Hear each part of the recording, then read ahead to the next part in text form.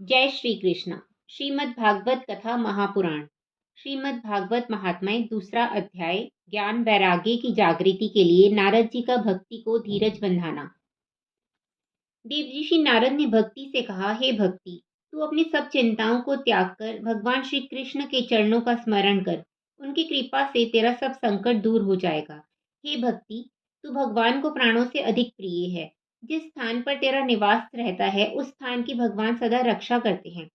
सतयुग, त्रेता तथा द्वापर में लोग बहुत जप तप यज्ञ ज्ञान दान धर्म करने से मुक्ति प्राप्त करते थे, परंतु कलयुग में तेरी कृपा से ही सब प्राणियों का उद्धार हो जाता है। यही कारण है जो ज्ञान वैराग्य को कोई नहीं पूछता, फिर भी मैं तेरा दुख दूर करने के लिए संसार में तेरी महिमा प्रकट किए देता हूँ। जिस प्राणी के हृदय में तेरा निवास होगा उसे यमराज का डर ना रहेगा और वह वैकुंठ धाम को प्राप्त करेगा। जिन लोगों ने हजारों वर्ष तक तप किया था उन्होंने अब भक्ति को अपनाया है। श्री नारायण जिस पर अत्यंत प्रसन्न होते हैं उसे ही वे अपने चरणों की भक्ति प्रदान करते हैं। इसी से तू सर्वश्रेष्ठ है।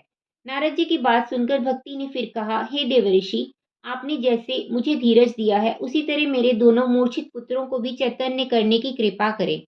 नारद जी ने कहा, हे भगवान, इस तरह भक्ति के बार बार कहने पर मैंने ज्ञान तथा वैराग्य को बहुत जगाया, परंतु वे ना उठे और ना आंखें ही खोली। यह देखकर मैंने वेद मंत्र तथा गीता का पाठ किया। उसे सुनकर उनको कुछ चेत हुआ, परंतु जैसे ही वे उठने को हुए कि निर्बलता के कारण पुनः अचेत होकर फिर से गिर गए। उनकी यह दशा देखकर मैं बहुत ही घबराया। उसी समय यह आकाशवाणी हुई कि हे नारद, ये बिना सत्संग के नहीं उठेंगे, अतः इन्हें तुम सत्संग द्वारा जगाने के लिए किसी साधु पुरुष की खोज करो। हे भगवान, उस आकाशवाणी को सुनकर मैं किसी साधु महात्मा को खोजता हुआ वहां पर आ निकला हूँ, परंतु अभी तक मुझे कोई वैसा महात्मा नहीं मिला। इसी चिंता में मैं उदास बैठा हुआ है। आप लोग ब्रह्मा के पुत्र, परम योगी, महान ज्ञानी हैं। आपकी तपस्या तथा महिमा का वर्णन नहीं किया जा सकता।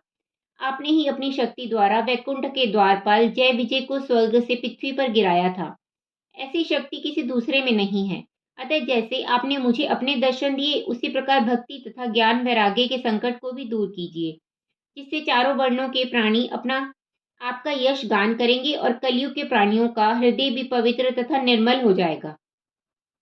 यह सुनकर श्री सनत कुमार जी ने कहा, हे नारद, भगवान के जितने भी भक्त हैं तुम उन सब में उत्तम हो। तुम्हें भक्ति का संकट दूर करना ही उचित है। पहले ऋषि मुनियों ने भी सांसारिक प्राणियों को वैकुंठ लोक तक पहुंचाने के लिए ज्ञान तथा धर्म के बहुत से मार्ग अपनाए हैं, परंतु वर्तमान काल में उनसे परिचित कराने वाले गुरु की कमी है।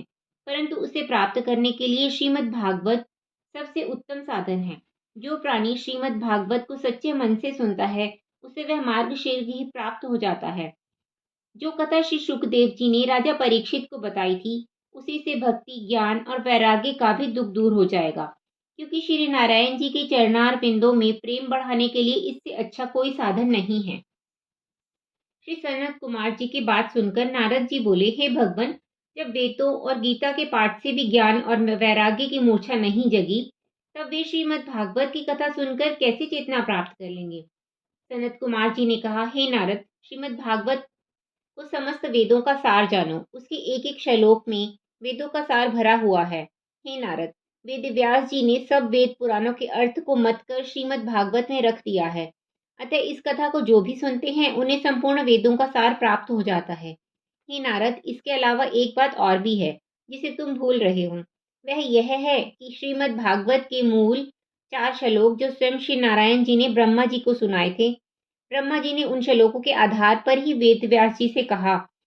उन 4 श्लोकों के आधार पर ही वेद व्यास जी ने श्रीमद् भागवत महापुराण की रचना की है। अतः वह कथा सब प्राणियों का दुख दूर करने वाली और भव सागर से पार उतारने वाली है। इतना सुनते ही नारद जी ने हाथ जोड़कर कहा, हे भगवान, आपने बड़ी कृपा की जो आज मुझे यह याद दिलाई। मेरे धन्य भाग्य हैं जो मैंने आपके दर्शन प्राप्त किए, क्योंकि भाग्य से ही सत्संग मिलता है। अब कृपा करके यह और बताइए कि इस श्रीमद् भागवत रूपी ज्ञान यज्ञ को किस प्रकार और किस स्थान पर आरंभ करना चाहिए और यह यज्ञ कितने दिन में संपूर्ण होता है।